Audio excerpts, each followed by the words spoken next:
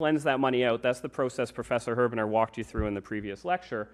And so to you, your money is a deposit, and to your bank, your money is a loan.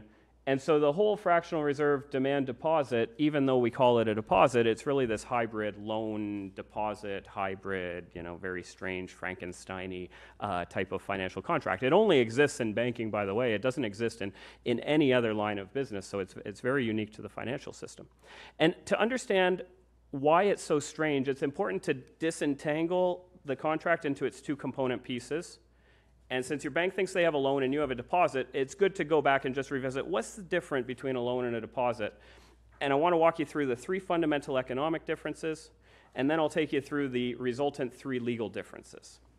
So on the economic side of things, the first key difference that you see is that with loans, you're always exchanging what we call present for future goods. Like in the preference ranking that I showed you originally, the person who was the lender, they were getting rid of their $1,000 today, but they were obtaining in return the promise that they would make $10,500 in the future. So they gave away a present good, and in return they're getting a claim to a future good, but they don't actually have that future good yet. So there's an intertemporal exchange taking place. But economically speaking, in the deposit contract, we have no such exchange. You deposit your money in a bank, and you can always access that money whenever you want it. Like you go to the cash point, you go to the teller, you ask for your money, you get it on demand or in the present. So there's none of this intertemporal exchange going on there or present for future good exchange going on. The second key difference is that in a loan contract, you necessarily have to transfer the availability of the good that you're lending. This is necessary for two reasons. On the one hand, the person who's borrowing, they're borrowing because they want to use whatever it is that you're lending them, money in this example. So you can't retain availability of that, otherwise that person would not be able to use it. Two people can't make use of the same resource at the same time. But on deposit contracts, this is different because the money is always available to you. Like your deposit in a bank is yours, and even if you're not using it right now, you can use it. You can go to the cash point and request it. So the availability always remains with the depositor. And then the final economic difference is that because there is a difference between present and future goods on the preference scale, there has to be a resultant interest rate that results from this exchange. While with a deposit, since there is no exchange of a present for a future good, there will be no interest rate. So we have, very significantly, economically speaking, a deposit could not have an interest rate on it, but a loan necessarily must have an interest rate on it. And these three economic distinctions naturally give rise to three key legal distinctions between the two contracts. And the first is maybe the most important in my eyes, is that the purposes of the two contracts are fundamentally different. So with loans, the very purpose of you making that loan is to transfer the availability of a good. Like somebody only borrows because they want, their purpose is to get the availability of that good so they can use it over the time period that you've contracted for. While with your deposit, you never have a purpose of sacrificing your availability. You always want to keep it there available to you. I mean, you're not being remunerated through an interest payment. We already saw that. So the only reason you'd make a deposit is to keep the availability and use it when you want to. And interestingly enough, this difference in purpose is important because if you go back, if anybody's taken a law class or if anybody's a lawyer, in contract law, there's several steps that are necessary for contract formation. And one of them is what's called a meeting of the minds. You have to have a shared purpose. Like, you can't go to somebody and say, hey, I'm going to sell you my boat, and have that person say, yeah, I'm going to borrow this boat from you. That's not a meeting of the minds because you have two different purposes to the contract. And in the same way, since we have conflicting purposes here, you can't just go to somebody and say, hey, I want to lend you money, and have that person say, yeah, I'd like to deposit my money with you, because you have these conflicting purposes. So it's very important for contract law, for legal formation, that you have a shared purpose, which notably doesn't exist in the fractional reserve deposit contract. The second key legal difference is that in a loan, you have to have a term, both a minimum and a maximum.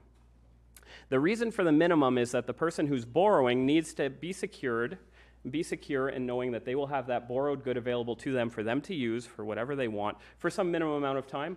Like, use something simple like, I've got a copy of George Reisman's Capitalism. Anybody read that? Be honest. Really, Lucas? George Reisman's Capitalism. It's down in the bookstore. It's, I don't know, that thick. It's, I don't know how many thousands of pages. It's, it's a huge book.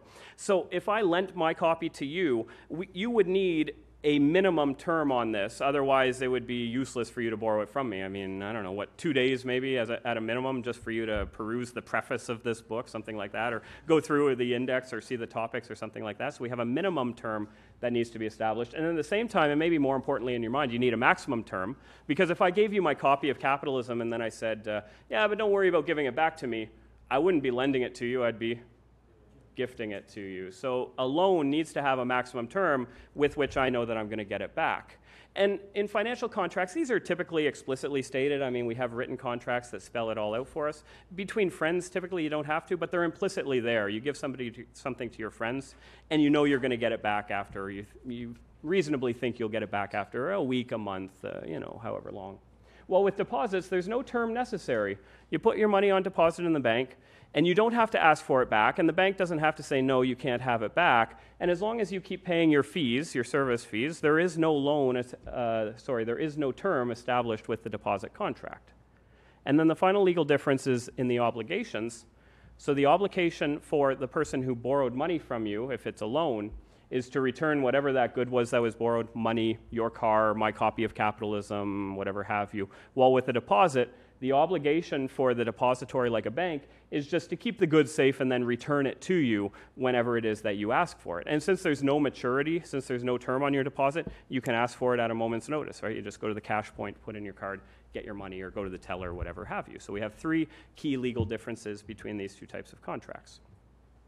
Now, these 3 key legal differences are really fundamentally what the problem, at least the legal problem with fractional reserve banking is, because of course your bank, all of these things should be true for your bank, but of course also none of them are true for your bank because they don't really abide by the strict details of the legal contracts. And at the same time, these should be true for you, but they're not necessarily true at the same time. So we've got this very strange legal creation in the fractional reserve banking contract.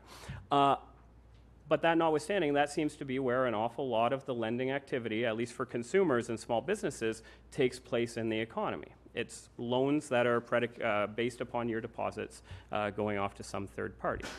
So instead of that, I want to give you a glimpse at what you would be doing or how you would be securing financing or making investments if you didn't rely on your fractional reserve bank. Because a common criticism that I hear, people ask Austrians, well, if there's no fractional reserve banking, how am I going to get a mortgage? Because my mortgage right now is with my bank. And how am I going to get my car loan? And I'll never go to university because nobody will lend me money except for my bank or the government.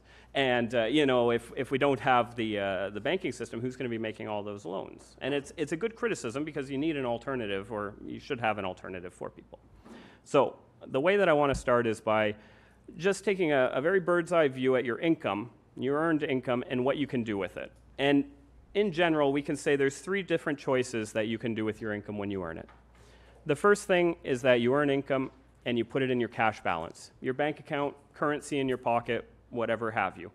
And we'll get into the reasons in a little bit for why it is that you would add to your cash balance, why you would hold your income in the form of money. But for now, just accept that you hold it because you're uncertain about something in the future. Maybe an expense is going to pop up, and so you want to keep a little bit of cash in your pocket to face that uncertain event or expense. I'll give you a more rigorous proof here in a couple minutes. Second thing you can do with your money, not pay taxes, but that's probably also important. Consumption, well, you pay your taxes in here with consumption expenditures. So you can consume, right? You get your income and you go and you pay money for your rent and you buy some clothes and you buy some food and some, all of those types of things. And really what you're buying is what we could call present want satisfaction. You are exchanging your money to satisfy yourself with something in the present, like, oh, lunch was great, now I'm happier, fantastic.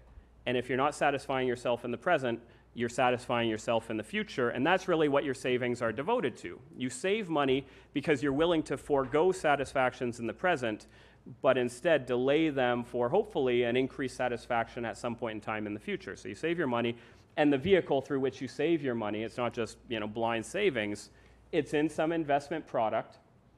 and you're saving up for something. Like you're willing to not consume all of your income today so that you can have a better retirement 40 years from now. Or you're willing to not consume all your income today so that you can save up and go for that vacation over Christmas break or something like that. So we have these three paths that our income can be devoted to, and money is the big one. So we need to establish, or money for our purposes is the big one. So we need to establish why it is that you would hold money. Where does the demand come from? Because we already looked at, in my previous lecture on preference and subjective value and preference and price determination, where your demands for the other goods come from. I mean, t-shirts are on your value scales, and what else is on your value scale? Food and a car and all those types of things. But where would money fit into this? Why would you actually want to hold on to money? And Mises, in Human Action, he's got these great couple of pages where he introduces what he calls the evenly rotating economy to show a situation where money would not exist so that you can pull the corollary out of it, understand why money would exist and why people would want to hold on to it. And it's a little bit strange when you're reading through it because the Austrians, in mainstream economics, they focus very much on equilibrium states. And Austrians, rightfully so, were very critical about this because equilibrium is not all that interesting in the grand scheme of it. And Mises actually introduces this evenly rotating economy, which is his equilibrium construct in a way. But it's actually useful because it shows us all of these very realistic conclusions that we can drive from it. So the evenly rotating economy is like this. There's a succession of temporal periods, years, weeks, whatever have you, but nothing ever changes with the passage of time. Prices always remain the same, day in and day out. Preferences always remain the same. All of your buying behavior is always the same. Everything is always constant. It's just time goes by, and that's that. It would be like saying, I wake up every morning and I get a Egg McMuffin for breakfast, and then I go to bed that night, and then I wake up the next morning and I buy an Egg McMuffin, and so on and so forth until, infinity. And when Mises teases out the consequences of this evenly rotating economy, there's really three big ones. So the first one, he says, is, well, there's no entrepreneurship since there's no change. Like, you have no scope for an entrepreneurial function if there is no change taking place in the economy. For example, McDonald's wouldn't have to work too hard to notice that I wake up and I eat a McMuffin every single morning. That would not be especially entrepreneurial of them to act on that if I'm doing it every day without fail. More importantly, though, Mises says, well, there's no profits in this evenly rotating economy because the input factors, like the things, the higher order goods that create a McMuffin, would just be bid up to the final value, the final selling price of the McMuffin. So we've got a bun, let's say a bun costs €1 and a bun costs $1 and an egg costs $1 and a McMuffin goes for $2, and that's basically it. And Mises says, well, of course, smart entrepreneurs would just bid up the price of egg and bun to whatever the final selling price is, so there would be no profits, except there would be a value spread between the value of those inputs, the egg and the bun, and the final selling price, which he attributes to originary interest. And Professor Herbener will give you tomorrow a much longer expose of this originary interest, but right now I'll just make a few sundry and brief comments on it. Because we need to be remunerated for the fact that we're not consuming now versus in the future, the value of the goods in the present will be discounted or lower than the good that they produce in the future. So let's say in this example, if I buy a McMuffin for $2 at the end of every day, and McDonald's creates it at the beginning every day, they would pay maybe 90 cents for the egg and 90 cents for the bun. They would buy those at a discount of 10 cents each. And then 10 cents would be their remuneration for not consuming those things right away and waiting and selling it to me in the afternoon or the evening. So the 10 cents would not be profit for them. That would just be a remuneration for them to wait and not consume the input factors or put them to use in the present. But more importantly, when Mises looks at the evenly rotating economy, he says there's something very